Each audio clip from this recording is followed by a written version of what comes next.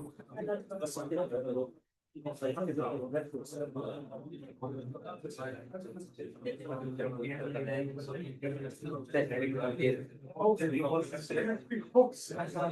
afternoon. Hi, everyone. I'm very happy to be here. Thanks a lot for giving me this opportunity to have this course here. So, unlike Gabrielle's part of the course, so my course will be more focused on the quantum chemistry side. And so I will discuss as much as I can the recent machine learning developments that arose in the field over the past, I would say, 20 years. And so the one of the most important things I think when you're in this field is that when you want to run calculations, it costs a lot of CPU time. So no matter what calculations you do, they are costly, and so you would like to reduce this cost. And so there have been many ways already developed to kind of reduce this computational cost. And so in this course, I would like to discuss in particular all the methods that are data driven to do this. Okay, and so to start with, I would like to settle the scene a little bit with really quantum chemistry equations. And so starting with the Born-Oppenheimer approximation, because I won't go beyond that. I won't discuss any relativistic things. And so and it will also help me settle all the notation that will be used next. And so in the whole course, I will try to consider a molecular system with or material system. It can be both with k nuclei and electrons.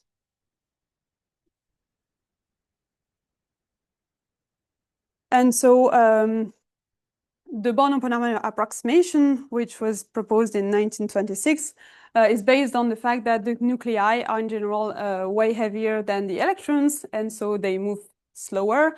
And so while we are at a very small scale, so that we should, in principle, use quantum models for modeling both the nuclei and the electrons, in fact, what we do is that we consider the nuclei as classical particles, and we consider the electrons as quantum particles.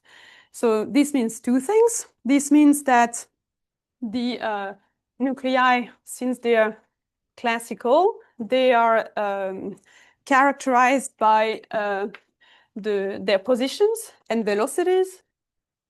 So this will be Rk, k from 1 to capital K, and their charges, Z, which will be Zk, K equal 1 to K. And the electrons are described as quantum particles. And so they are characterized by their wave function.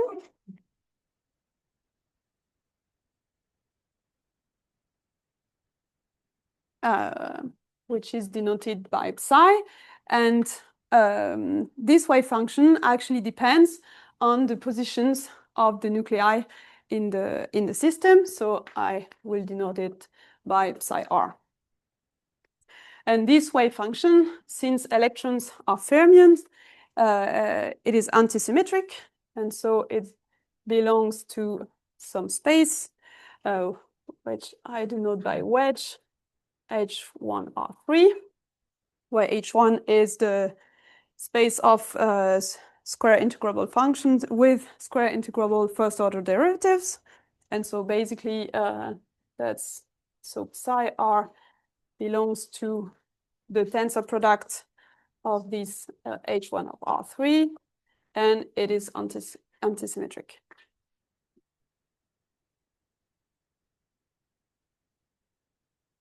Due to the Pauli principle. So this means that when we switch the position of two variables, then we get a minus sign in the wave function. And for simplicity, I will not talk about spin at all during this course. I know it is there, but mathematically speaking, it's always easier not to talk about spin. So I will leave this on the side. I mean, I'm happy to take questions about this, but for the formulas, I will leave it on the side. Okay, and so then let's say, so I will focus only on the ground state problem, which is the problem of given the nuclei position, find the state with lowest energy. And so to find the ground state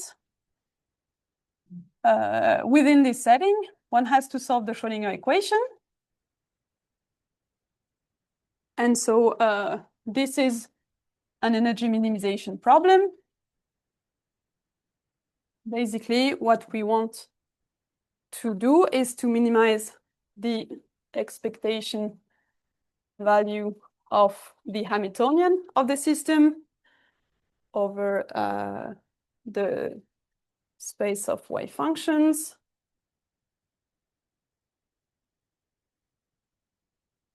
I forgot to mention that the wave function is normalized. Okay, and the Hamiltonian is this operator here. It characterizes the system, and so I will write it down quickly, but it's composed of three terms.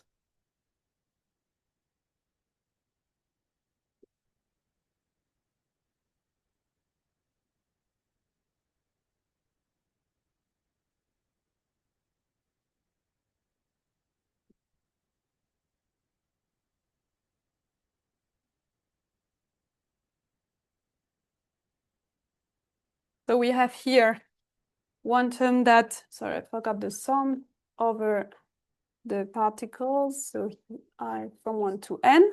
So that's the kinetic part. This is the interaction between the nuclei and the electrons. And this is the interaction between the electrons. And so here, the parameter zk are the charges of the nuclei. So you probably all know this equation. What I want to emphasize here is that so if we knew how to solve this equation, we wouldn't be here today, basically. And so that's one thing. And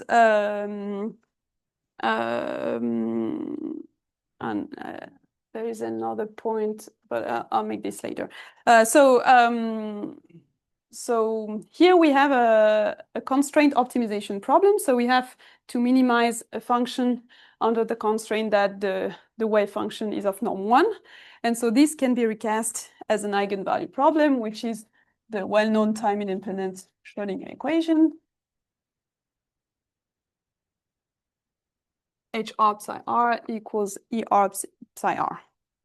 And so this problem, mathematically speaking, is a partial differential equation, and an eigenvalue problem because of the E here, which is the energy, but this is the lowest eigenvalue of the Hamiltonian operator. And the main problem of this equation is its high dimensionality. So basically, the wave function depends on R3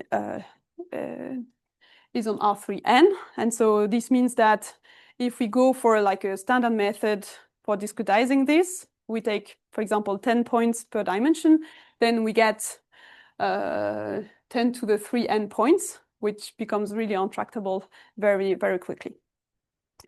So in practice, solving this equation is impossible. But in fact, I mean, often we are not directly interested in the full wave function. We can be happy if we know only some quantities of interest. So some quantities that are that derive from the wave functions. And so this will be basically the quantities of interest that we will try to learn with data-driven techniques on interest. So let's say of interest is the wave function, of course, but often this is out of reach. However, on Wednesday, I will discuss the recent machine learning techniques that were developed to learn the wave function. Then a very popular one is the energy, which is E of R. And then there are many things that we are, maybe the second, so this is, if this is 0, then this would be 1 and 2. Another thing we are deeply interested in are the forces. So the derivative of the energy with respect to the atomic positions. And why are these two things really, really important to have is because with this knowledge, we can run a lot of calculations, and in particular, we can run molecular dynamics. So this, we can run molecular dynamics, and we can run also geometry optimization. So if we want to find the state, the configuration, so the nuclei position leading to the lowest energy. And so in fact, when you run molecular dynamic simulations, what you really need are really just those two things. So the energy at each time step of the simulation, and then the forces to be able to compute the new nuclei position at the next time step. So somehow we don't really need this energy to come from a wave function that we compute. If we have a way to approximate the energy and the forces directly as objects that are way smaller dimensional than the wave function, then we gain something, because we don't have to compute any high dimensional object. Then the question is how to make this accurate enough to be able to run simulations that get us the right numbers, basically. I'm very happy to take questions, so just stop me anytime. Yes? I mean, yeah, somehow you just need the forces, but if you don't have the energy, then it's often difficult to get the forces. Yeah, so. Okay, and so that's really one big challenge, computing those two things. And then I would like to mention some other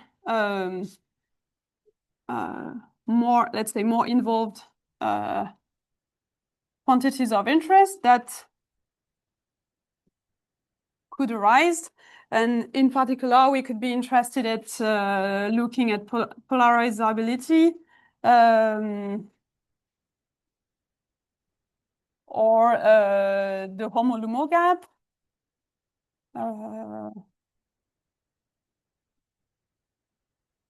or density of states. Basically anything that in terms of dimensionality or complexity is between the wave function and the energy. So from the energy to the wave function. And so this really depends on the applications we're looking at. Okay, and then there is somehow a last category of quantity of interest that I would like to mention, and it may be not the good name, but the intermediate quantity of interest, which would be used to just run the calculations faster. So, for example, the Hamiltonian HR in some small basis.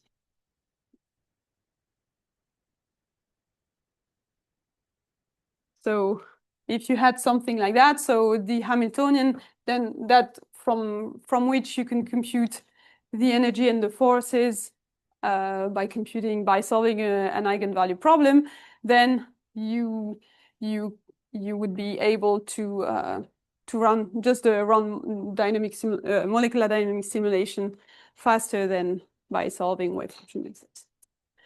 And so this is one thing, and the other thing could be the electronic density.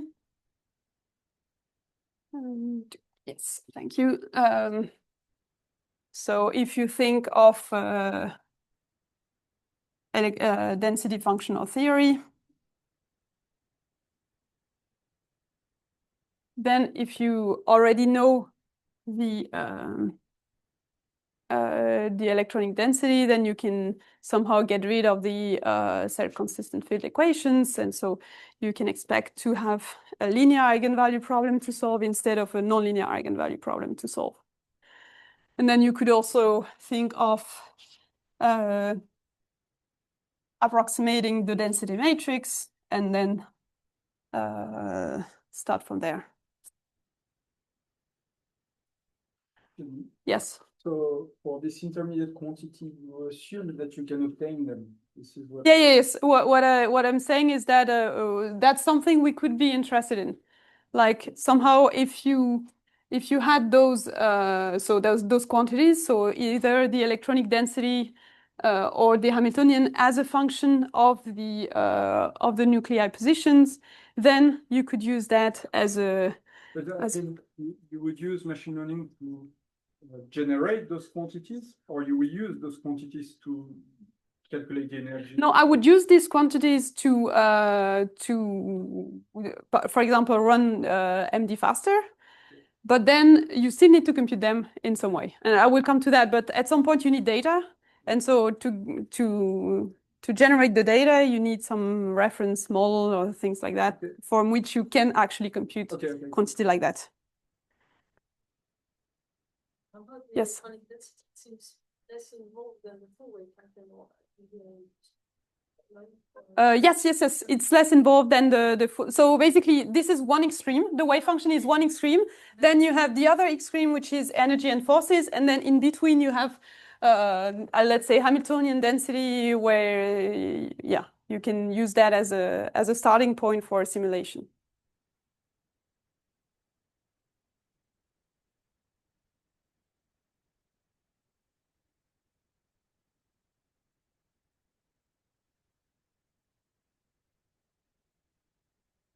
Okay, and so let's say to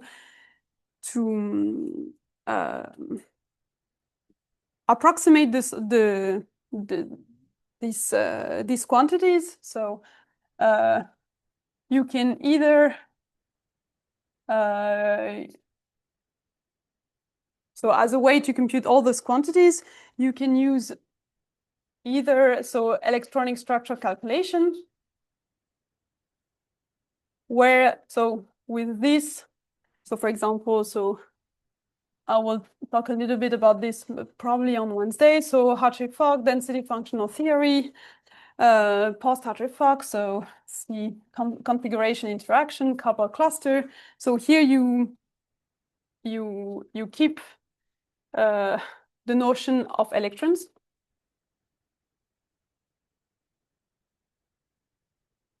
Let's say they are explicitly in the model we consider, but then if you only look at the energy and the forces, then another field is to use just classical approximation.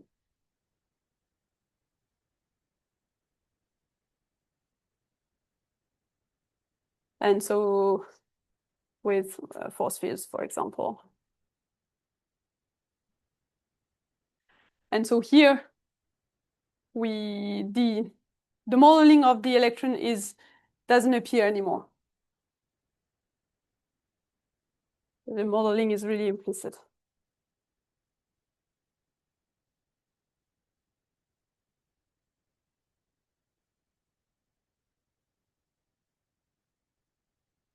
Okay.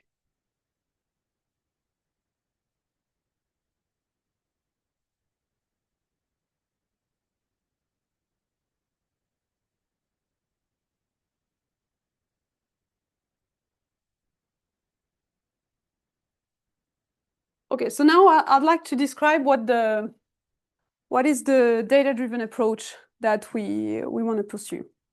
So that's the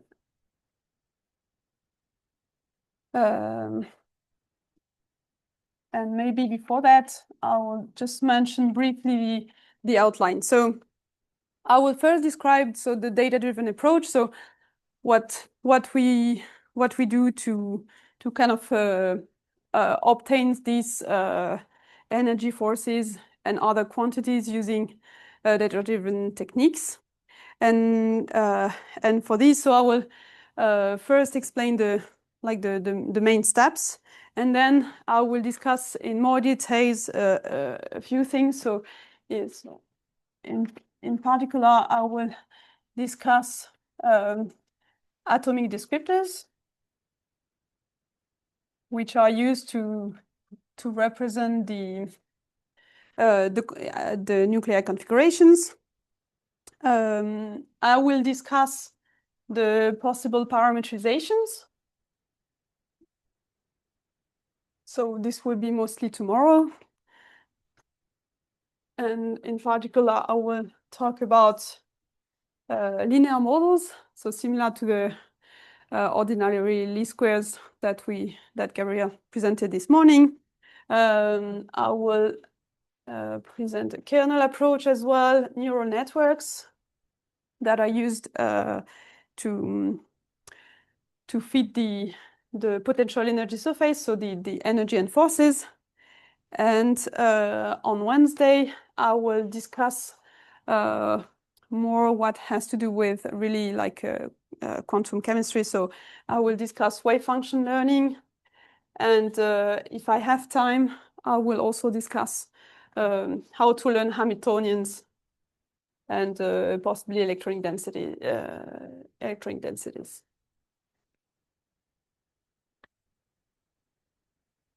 Okay, so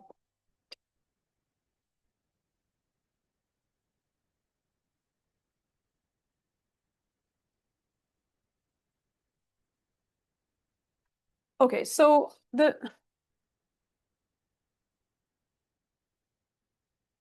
I would say yes.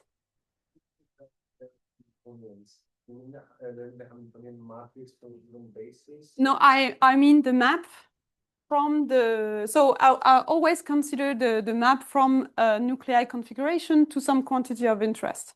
So in that case, this would be to learn the map from nuclei configurations to a Hamiltonian, and this is vague at that point. It could be the Hamiltonian matrix in some basis, or I mean, this is most likely what it is, but you could also learn the basis, so have something. Okay, yeah, sure. I mean, you know the Schrödinger operator, the Hamiltonian in the Schrödinger equation, but this stays very high dimensional. So so in that case, you would be maybe more in the context of density functional theory, where you want to find orbitals which are in 3D instead of in R3n. So then this would be, so in density functional theory, what you do is that you solve some Hamiltonian equals, so then you have an index I. You solve something like this. Yeah, so like the Contram Hamiltonian, and then here in density functional theory, this operator is nonlinear, so it depends on the orbitals, on the solutions of the problem.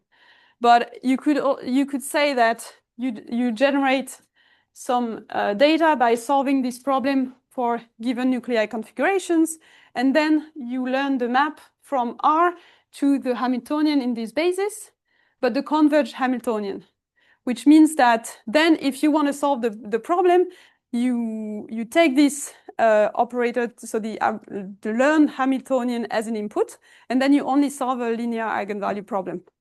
So somehow you forget all about the self-consistent field algorithm that you need to do to solve the problem.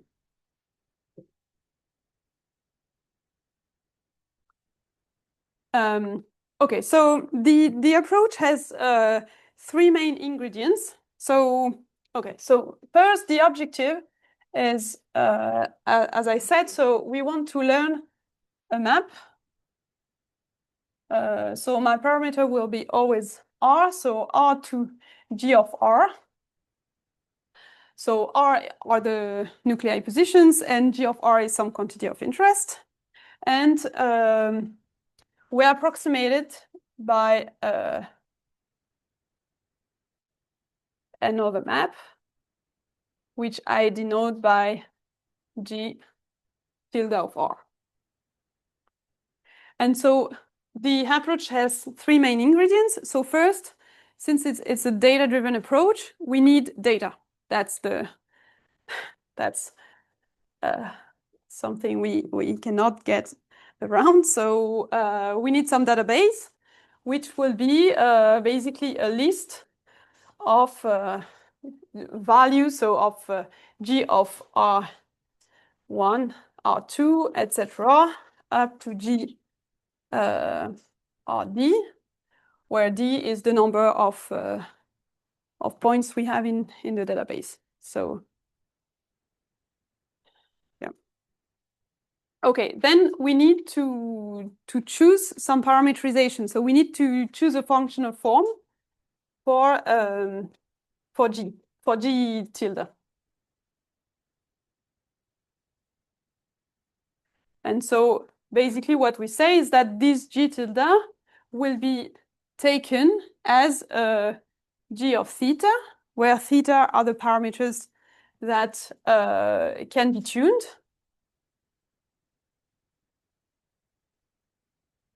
And so these theta are the same as Gabriel theta from this morning. So that's the parameters that can be chosen in the model. Okay, and then the third point is that we need to choose a cost function.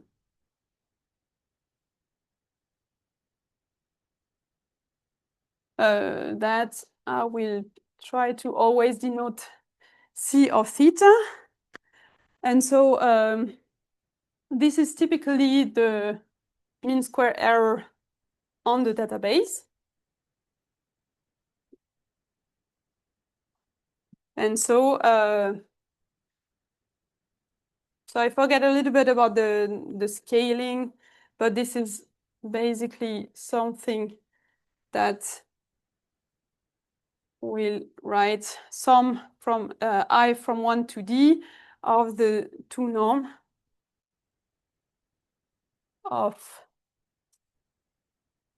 G of Ri minus G of theta of Ri squared.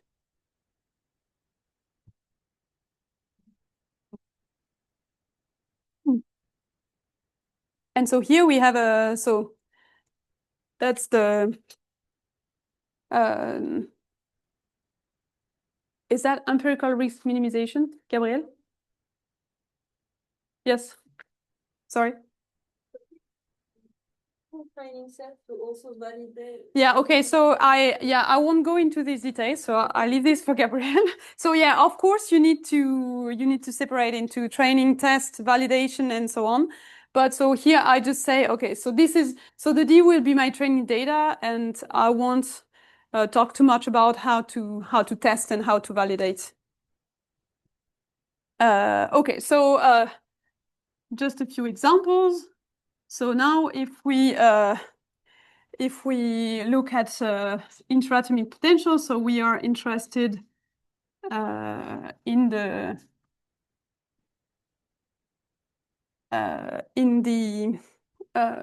energy. So then what we do is we learn the map from R to E of R, potentially from E of R and also F of R. And then we can also try to learn the map from the density, which would be the map from R to rho R, or the wave function, the R to psi R. And so I would say, in general, for the interatomic potential or the density, since it's kind of easy to get data, so to build a database, then in that case the cost function is indeed the difference between the exact function and its approximation. For the wave function, it will be a bit different because the cost will be actually just the energy, so the expectation value, and we will try to minimize that. So for the wave function, it's a bit different because in that case, we don't really have a database. We just try to minimize the energy. Okay, so any questions on this?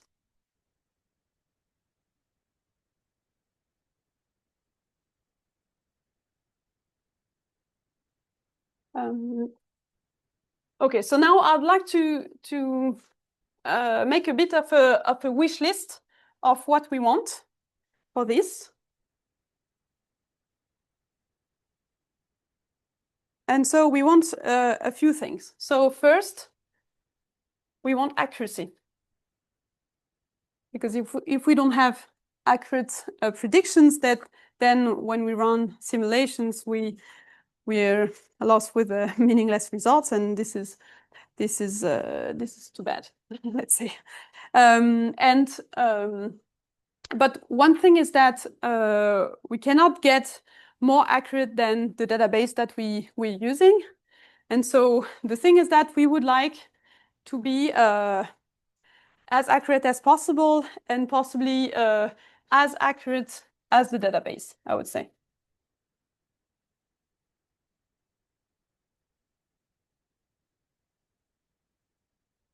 Yes.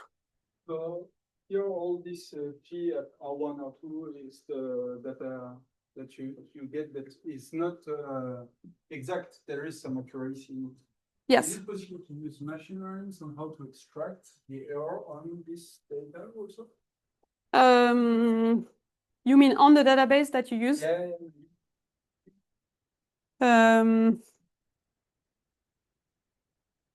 I don't see an easy way.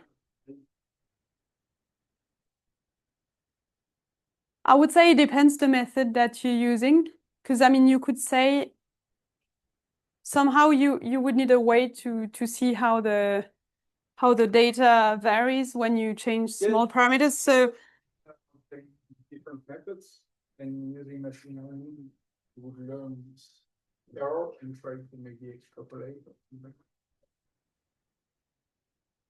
I mean, yes, in principle you could try, but somehow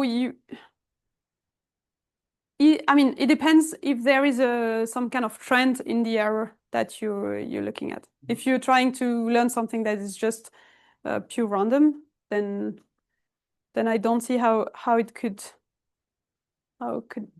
work.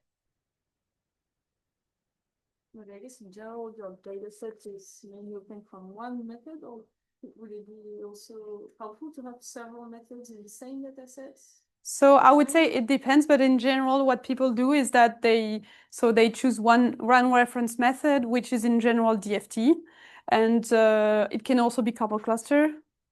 So one of the two, I would say, and then they take this as granted, like this is the exact data, and then they don't.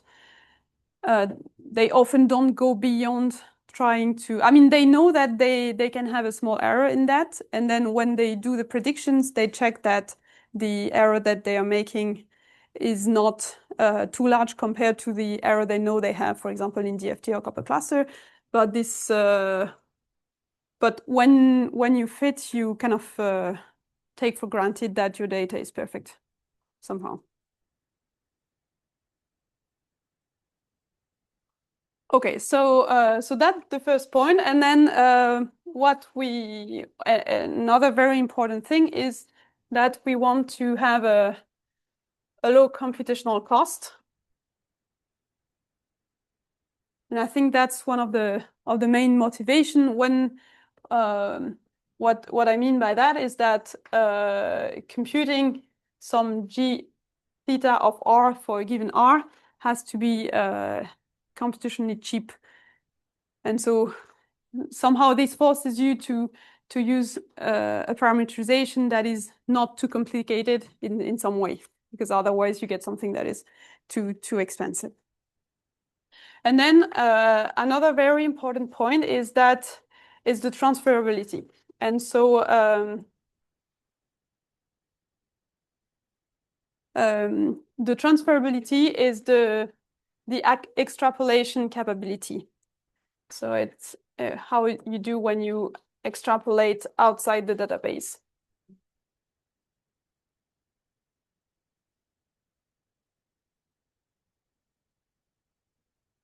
And somehow one very important properties of DFT is that it transfers extremely well from one system to the other.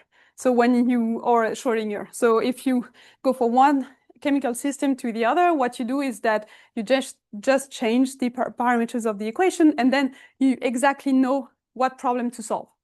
And so in these methods, when you change the system, or even if you train one material with a given phase and you want to extrapolate to a different phase, so from example from the BCC to FCC, then it's really not clear whether the method will extrapolate well. And so in general, it doesn't. And so this is why you need to very, very carefully select the data that you choose, so that you somehow cover the space of all possible configurations. So yeah, that's why this point is quite important. And a last point I would say is that this the parameterization that you use need to satisfy the symmetries that is that are satisfied by the quantity that you're learning. So, for example, for the energy, there is a permutation invariance with respect to when you switch identical atoms.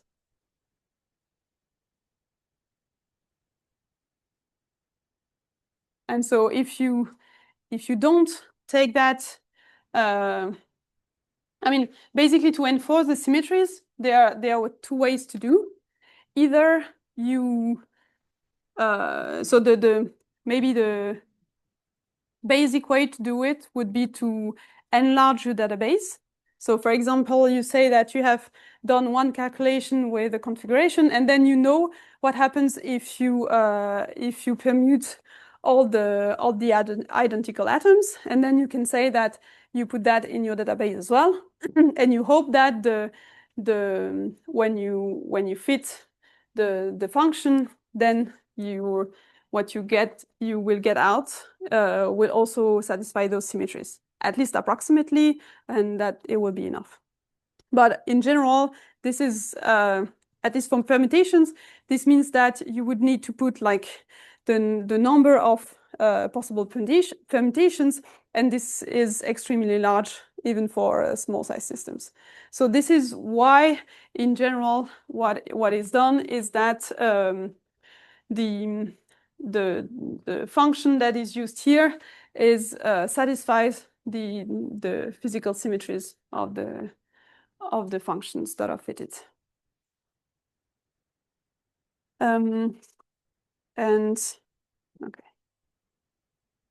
And so another symmetry that the energy has to satisfy is that it's invariant with respect to rigid body motion. So if you translate the system or if you rotate it, then also the energy doesn't change. And here, I mean, in most of the methods that I will present, this rotation invariance is put in directly in the parameterization, so that the energy satisfies exactly this rotation invariance. But in the, let's say, maybe last 2 years, there has been an increase in the machine learning community for the potential energy surface that actually prefer to use data augmentation for the rotation. So for the permutation, they actually do like they symmetrize exactly with respect to permutation, but then with respect to the rotation, they mostly do data augmentation. So I might mention it a little bit later, but in the, let's say, the more standard method, the rotation invariance is put in directly. Yes.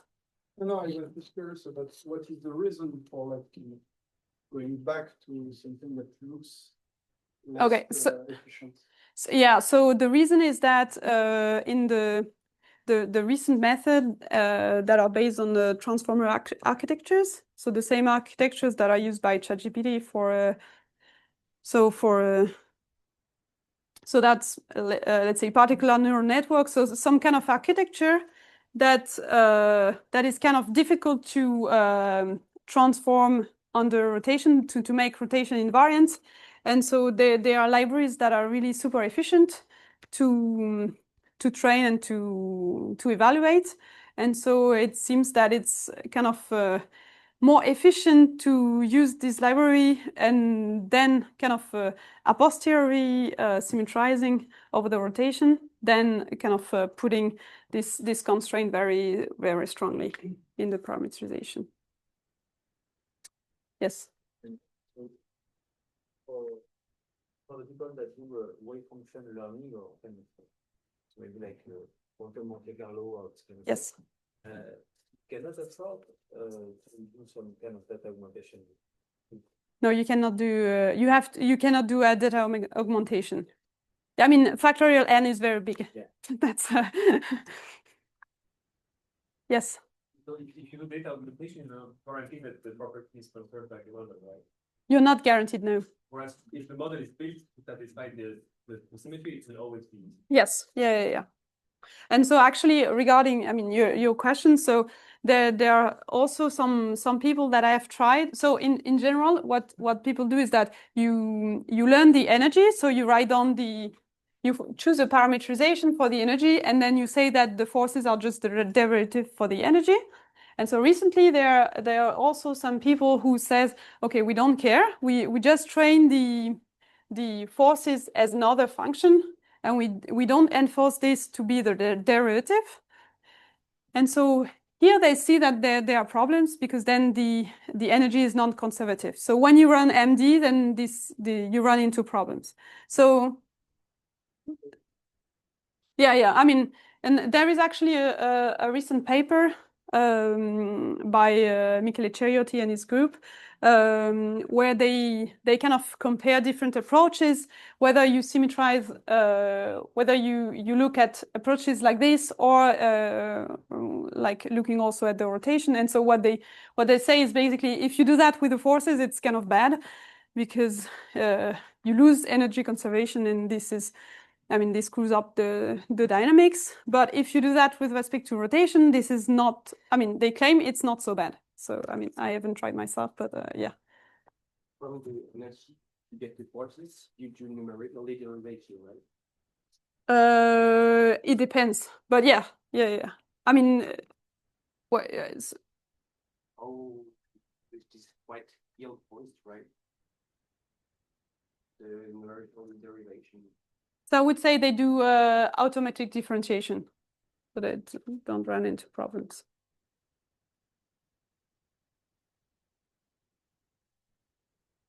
Okay. Okay, so from there on, I'd like to kind of review very old classical force fields that were kind of designed exactly for this kind of application. So what you want in classical force fields is to have a map R to E of R.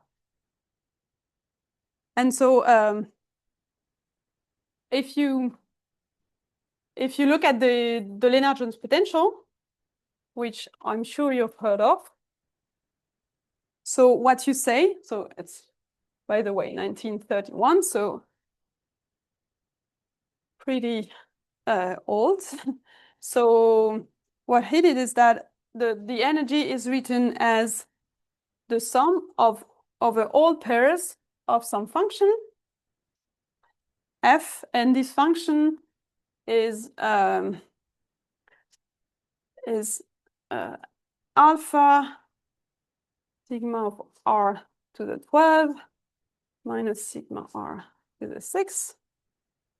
And so here Rij is the distance between two atoms, between atom I and atom J. And so in this functional form, so in this parameterization, there are two parameters, alpha and sigma.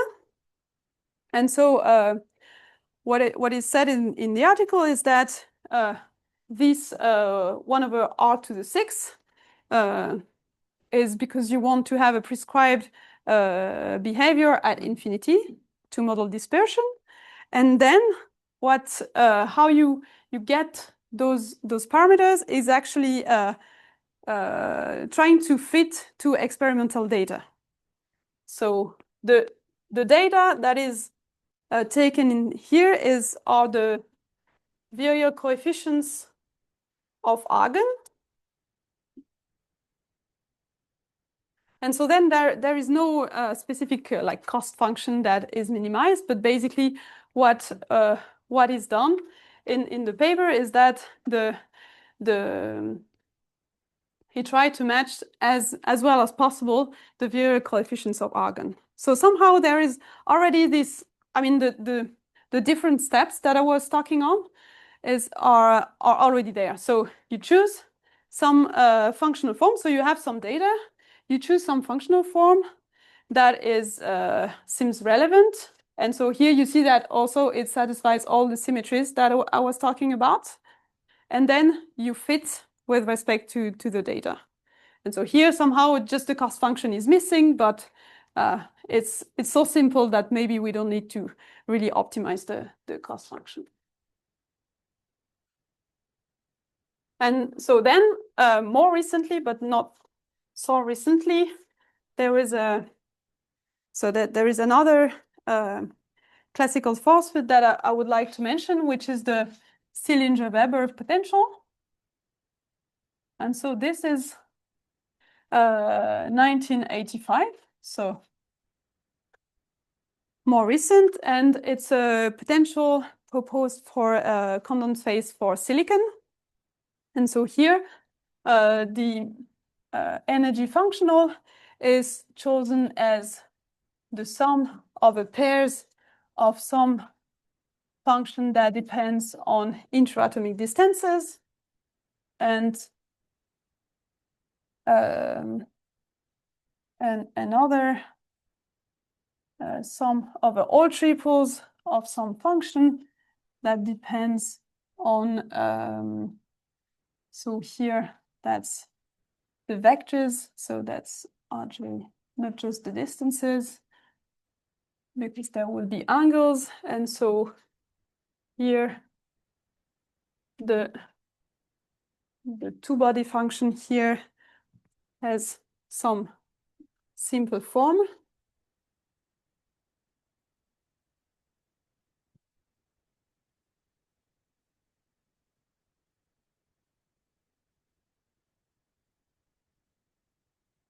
And so then the interatomic distances are considered within some cutoff that is chosen.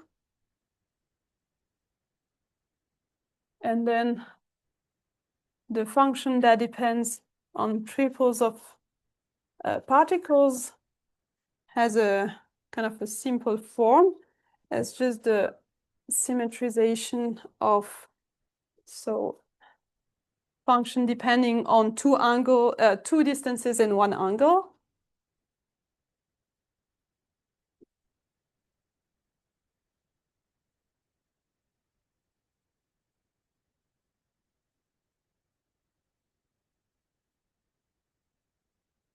IK, JK, theta IKJ.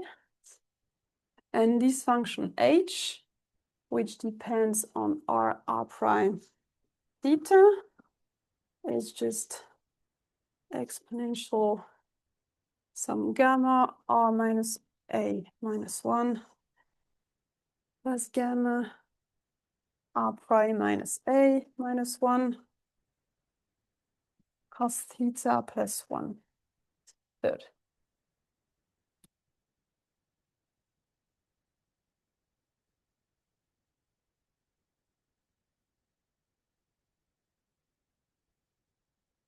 Okay, and so here basically the data was a diamond structure at melting point. And here we have 7 parameters in the function. So we have a function of 7 parameters. And so what is said is, what is written in the paper is that to fit the parameters to the data, they do trial and error. So I guess that they just tested a few values and then they saw the one that was matching the best.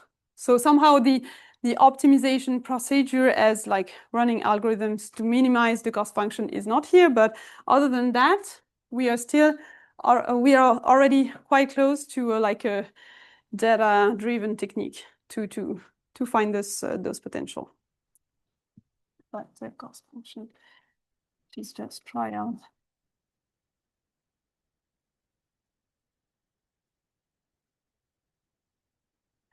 So we already see quite a few similarities with what I will present later on. And so I want to emphasize on the main differences, which are really the size of the data and the number of parameters that will be taken in the parameterization. So that's really the main differences compared to like classical force fields. So because typically the size of the data in recent paper is at least thousands of configurations or even more, and then the number of parameters is also very high. So typically, this really depends on the method that is used, but I would say there are at least hundreds of parameters. So somehow we go from like 2 to 7 to like hundreds or like thousands, and for a recent like machine learning schemes, there might be even way more. So it can really go really far. And somehow one main difference that also comes from the fact that we use lots and lots of parameters is that when we extrapolate outside of the database, things can really go wrong. So in the sense that when you use a Lennard-Jones potential or a Stillinger-Weber potential, what happens is that you know that when two particles collide, so for example here in the Lennard-Jones potential, the two body functions looks like this. And so when you have two particles that collide, you know that the energy will be very, very high. And so that if you run a molecular dynamic simulation with that, somehow at some point things will go smoothly in the sense that you won't get stuck in a unphysical configuration. But so if you somehow you feed a potential that looks like this, but then very closely do something like this, maybe you won't see it in your training data set because you don't have data, you only have data from here to here. Then you could perfectly match everything in the range where you have data. But then when you run molecular dynamics, then you would get completely stuck in unphysical configurations because your parameterization somehow wouldn't have the nice characteristic that you would have in very simplest forms. So I think that's one of the main issues in this machine learning force fields, the possibility of extrapolating outside of the database.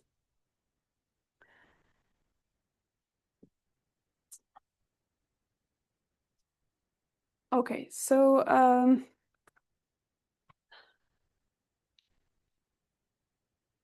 okay, so now let me focus just a little bit on these three key ingredients. So the data, the parameterization, and the fitting.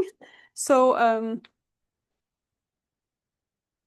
to run this, so you need to have data, and so this requires some kind of high fidelity model. And so what I was saying a little bit earlier is that in general you take DFT data, for example, or a Kappa cluster or CI if you want, but you need to have some data that are reliable somehow. Otherwise, you're just learning on something that may not be correct enough to get good results. And the second thing is that it has, because of this extrapolation problems that it can arise, you need to have configuration that correctly sample the configuration space you are interested in. So for example, if I come back to this BCC versus FCC phases, if you only train on BCC, but in the end you are interested in FCC configuration, this is very unlikely that your model will pick up correctly the FCC configurations if you only have BCC configurations in your database. But somehow, sometimes it can work if you have only few configurations. So like tens of configurations in the right phase can kind of help picking up what's missing in your energy. So that can be interesting to know. Okay, and so maybe just as a few examples. So usually people train so either on the databases that are interesting for like specific reason if you want to approximate specific properties, but if for people who are really developing this method and then they want to benchmark, so then there are kind of reference databases. And so, for example, I'll just give a few names, but you have QM9, which is a database with like 100,000 of configurations with small organic molecules. And so then you have a few properties that are computed as well. So atomization energy, enthalpies, free energy. So you get all of this in the database.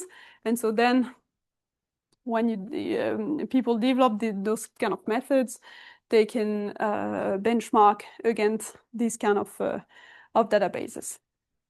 Another one, so QM9 gives properties just at the equilibrium distances, at the equilibrium configuration. And so then there are databases that are mostly targeting molecular dynamic simulation. So this is, for example, the case of a database called MD17.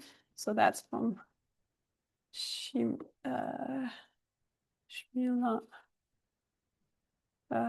2017. And then there is also the GDB11 database. And so these are mostly for molecules. And if you look at materials, so I don't have in mind like precise databases, but there is a website with many databases, which is called Nomad. And there is also the materials project. So this is by no means exhaustive, just to give an idea of databases that can be used to train those models if you don't want to run yourself like 100,000 DFT calculations. Because I mean, in general, when you're targeting a specific application, this is in the end what costs the most, like building the database and basically running the DFT calculations. Okay, and so so that's for the data, and then I'd like to detail a little bit more the parametrization. And so so focusing on the energy. And so basically, so the energy goes from the set of configuration to R. And so in principle, we should be able to derive a functional that goes from R to ER. But in practice, this map is somehow separated into two parts. So, which in the end doesn't make such a difference in terms of calculations. But so here, basically, we have an intermediate map, which is called the descriptor map. And so somehow this, so this is, let's say, 1 and 2. The descriptor map will be where we kind of capture all the geometry of the configurations, where we will try to put in the constraints, and then this allows for the second part to be kind of a more standard function that is used in machine learning techniques. So typically a linear method, a neural network, kernel method.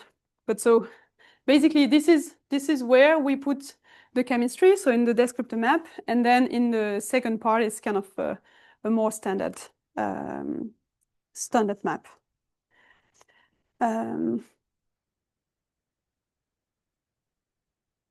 Okay, so that's,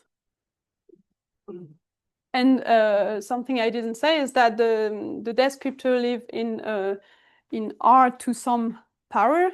So one difficulty we have when we look at molecular systems in general, is that the number of atoms is not fixed. So somehow, I mean, it depends on the system we consider, but in general, the number of atoms may not be fixed. And so this space of configurations doesn't necessarily have the same number of the same dimension. And so somehow the descriptor map maps it to R to some power. So then when we want to learn the map from the descriptor to the energy, then we have something with an input space of a given size. And so then this is way easier to kind of learn a function that has, I don't know, 100 inputs and 1 output compared to a function that has an unknown number of inputs and 1 output.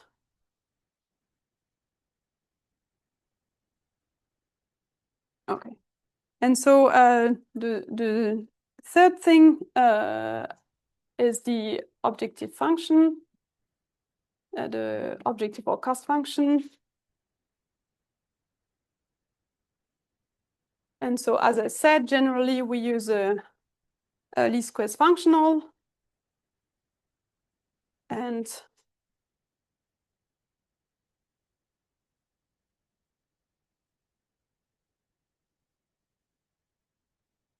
just as an example, so when we do this for fitting the potential energy, then we would typically have the error on the energy.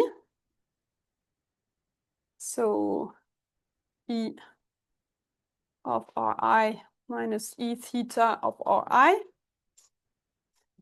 But then if we have computed the forces, why not put them in the cost function? And so then we would have a second part here that would contain the error on the forces.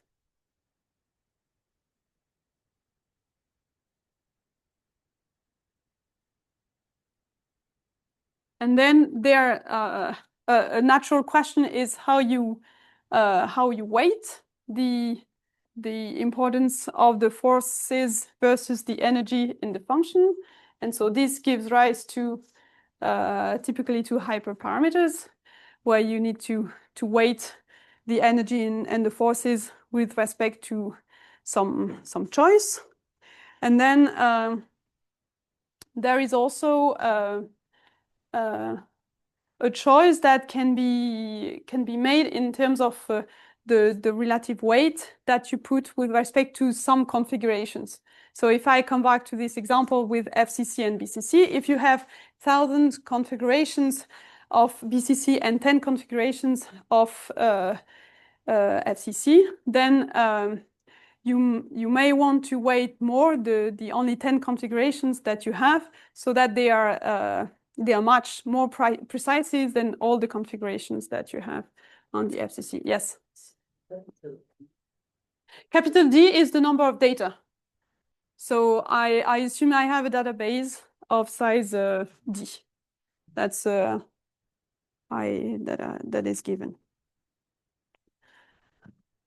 Okay, and then there are all the question around the regularization that Gabrielle mentioned this morning. And so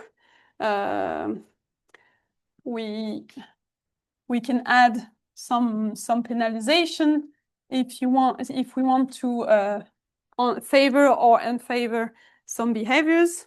So we can put, for example, some L2 regularization if we want to limit the size of the coefficients. We can put a lasso regularization if we want to favor sparsity of the coefficients. So that's another possibility. But in this context, we can also say that we want to favor behaviors that we know happen because of the specific structure of the problem we are looking at. And so, for example, we may want to say that the energy is regular or smooth with respect to the change of the configurations. And so we could say that we add some regularization, so something that penalizes the Laplacian of the energy. So saying that we don't want it to vary too quickly. So that's a possibility. And so somehow when we fit functionals like this, we can always wonder what are the behaviors that we know happen, and then enforce this in some way. So either strictly in the functional form, or by adding some penalization to the cost function, so that in the end this behavior is favored.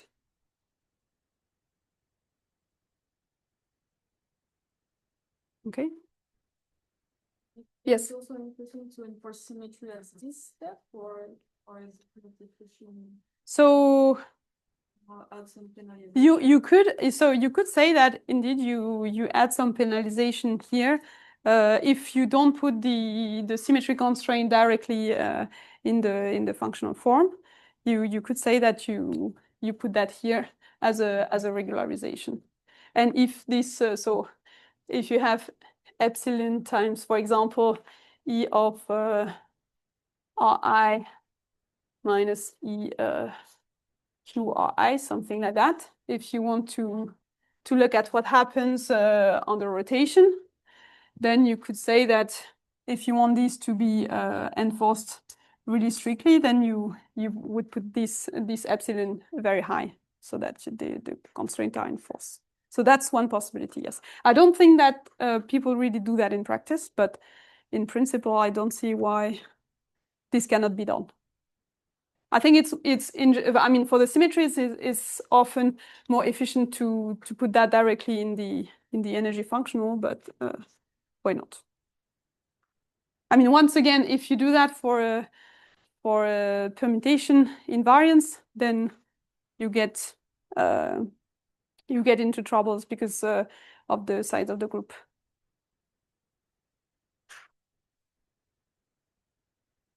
Okay.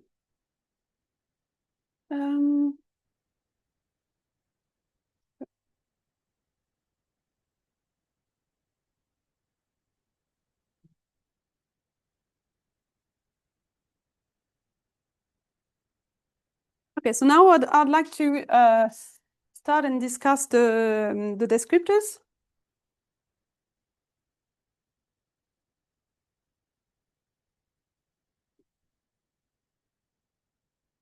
So basically this part of the map. And so for this, I would like to start by discussing a little bit the symmetries and defining two notions precisely, which are invariance and equivariance. And so here I will do this a little bit abstractly. So we consider a group. I don't call it G because I already have a G, so I call it Hess. And I have elements that will be denoted by small s, which act on the configuration space.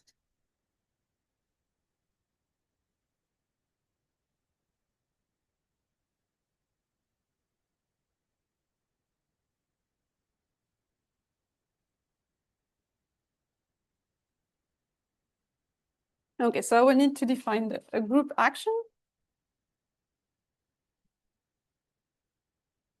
And so just in quotes, this is really just an operation that is compatible with a group. So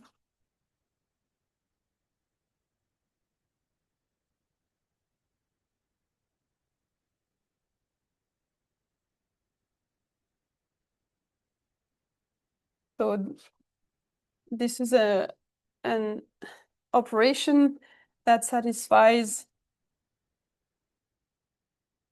so a group action and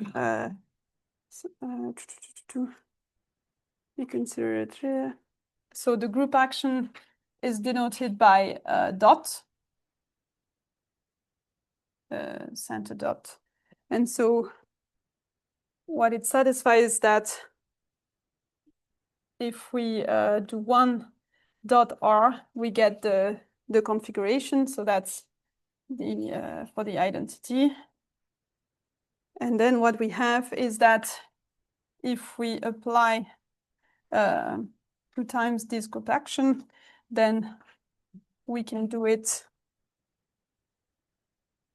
both ways. So we can either apply the group action on the configuration by some element T and then apply it to the element S, or we do the group multiplication ST and we do the group action with R.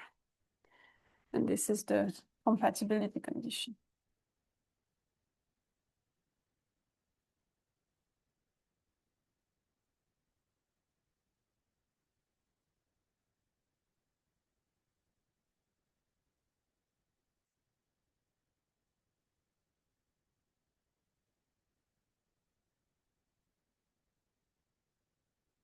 Okay, and so then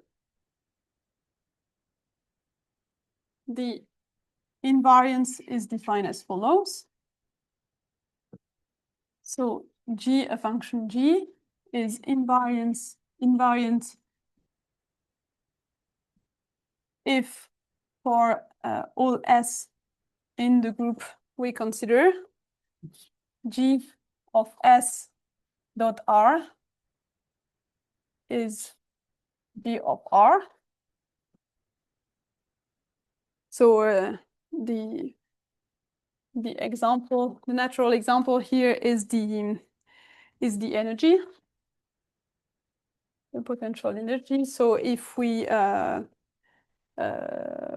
which is invariant with respect to rotations and inversions.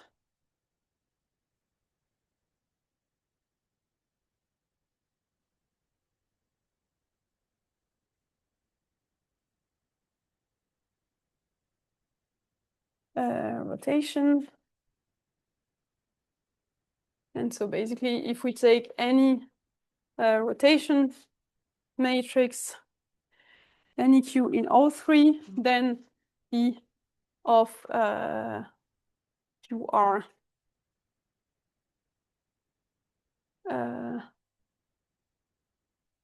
is equal to E of R. And it's also invariant with respect to permutations. So if we take some permutation within the group of permutations, so here the group has to be like considering only permutations within identical atoms, then we would have that E sigma R is E of R. And so here, when I write sigma R, this is R sigma 1, R sigma 2, to R sigma capital K.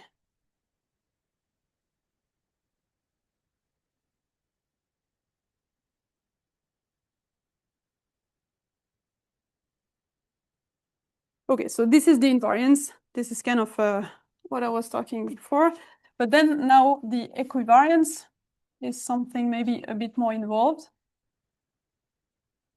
And so here, so we still consider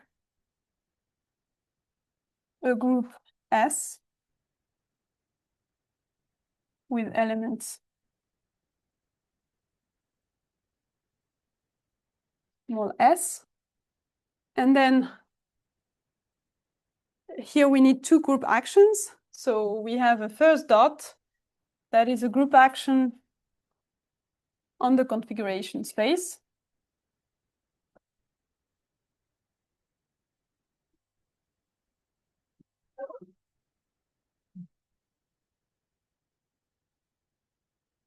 That I denote by C.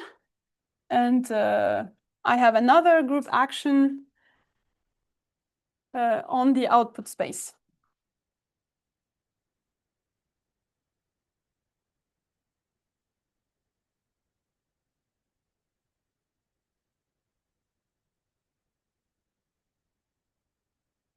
Okay, and so then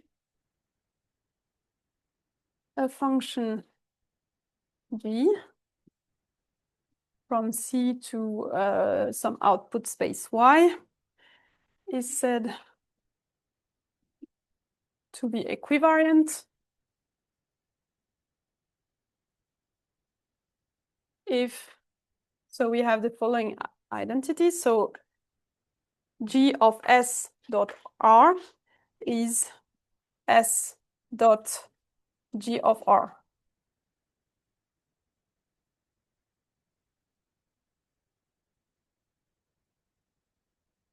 Okay, and so just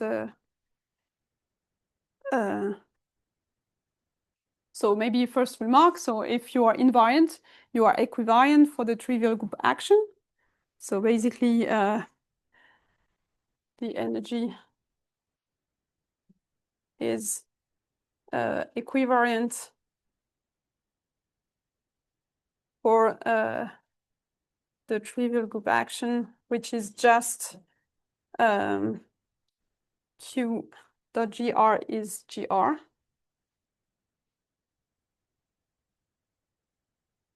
So Q dot GR is defined as GR.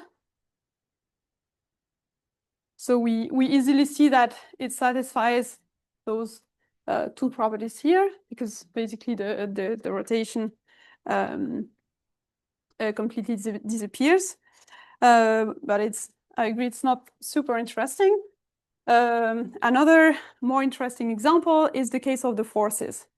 So if you look at the forces, they are equivariant with respect to permutations and rotations.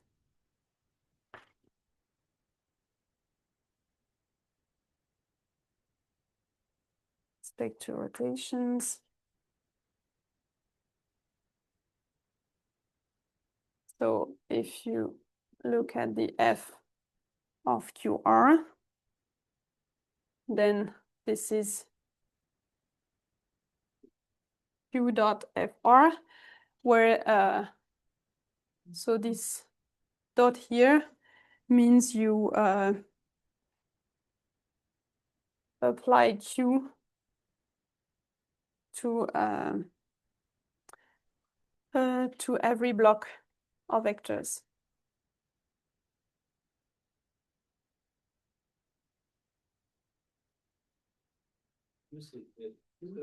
Sorry, Q is a rotation matrix, so it's a 3x3 matrix.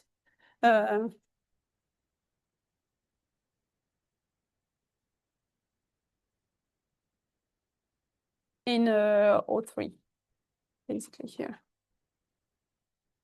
So basically, in the language of physics, invariance is for a scalar property, and equivariance is for a vectorial or tensorial property. Is that the correct way of saying it? I would say if you take this definition, you don't have to have that. I mean, the equivariance is just the invariance, sorry, is a specific case of equivariance. And what happens, I mean, from what I understood, so maybe you may find other examples, but so when you look at vectors or tensors, this is because you look at derivatives essentially of invariant properties, and then it's easy to see that so somehow the group action that is here is kind of natural in the sense that you just apply the rotation matrix itself to the forces. So, but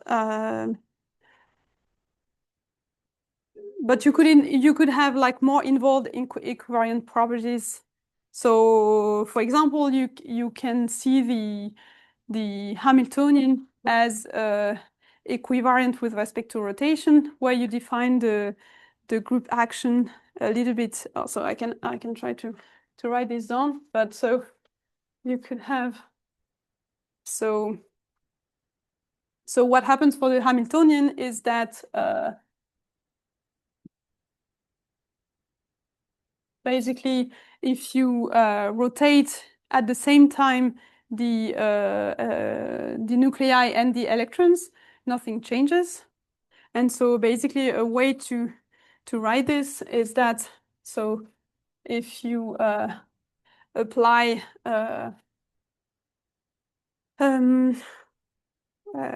so maybe I write it like this. So if you apply this and you take this as at QR, then you get HR psi R at R. So here this is QR. And so here you could also say that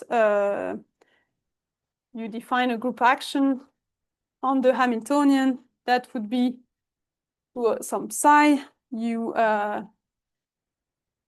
apply the Hamiltonian taking at Q transpose dot, and this could be a group action, and so then you don't have this vector or tensors or anything, but you still have a group action in an equivariance property.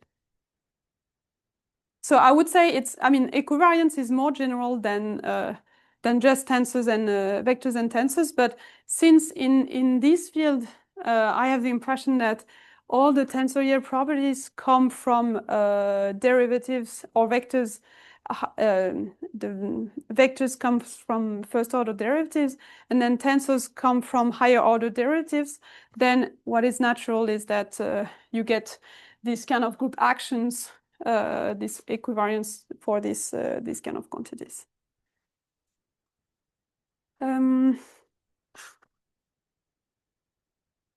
So maybe now is a good time to stop. So there is a question. There's a bit of thinking behind what exactly is in the group. Would it be correct to say that, so we have elements S, so these would be functions that I can apply to, let's say, a position, and that I can also combine with themselves. So basically a matrix, right? Yes. Like I can combine, for example, matrices together, or I can apply them to a vector. You mean for here? Yeah, so for a small s, what exactly would small s can be either, in that case, it would be either a permutation, so where you permute the positions. So if you have a vector with R1 to K, then you would switch these. So this would be 3 components each time. Then you would switch some lines, for example.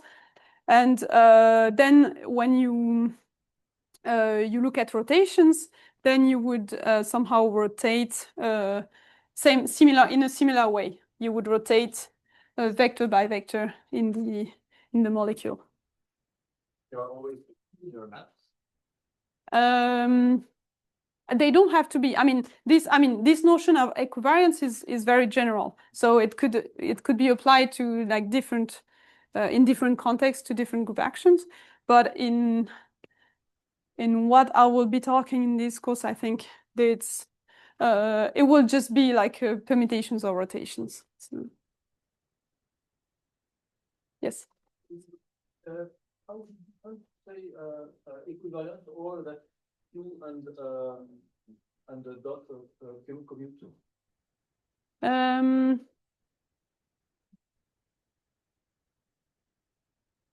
So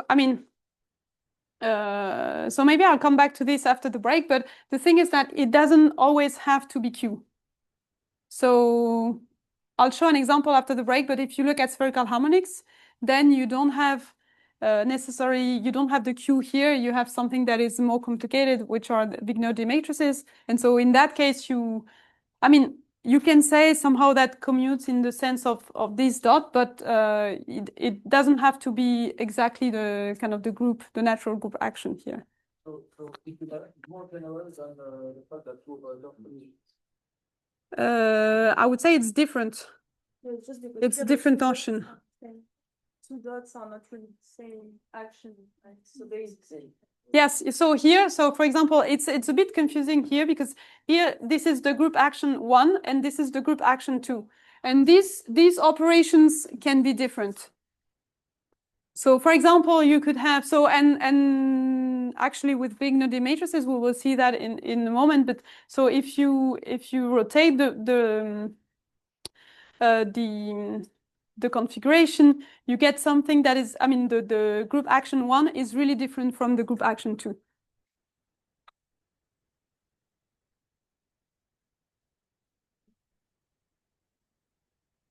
Okay, maybe we can take a break.